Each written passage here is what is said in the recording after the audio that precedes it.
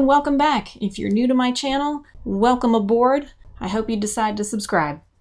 Anyway, here are the first 3 things that I do to every single photo that comes into Lightroom or Camera Raw. They are both the same raw engine.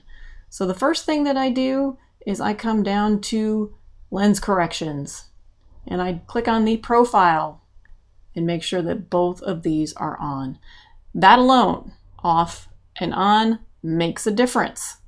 And then I come to the basic panel and I hover over the word highlights. I hold the shift key and double click.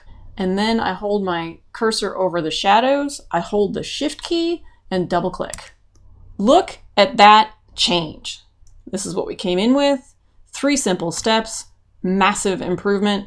And from here, I would go on to, texture, clarity, dehaze, vibrance, all of those things, white balance, and my further adjustments from there. But this is a great starting point.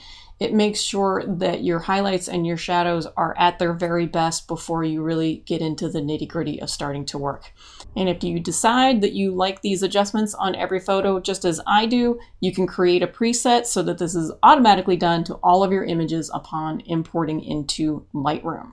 And I'll do that in another video. Thanks again.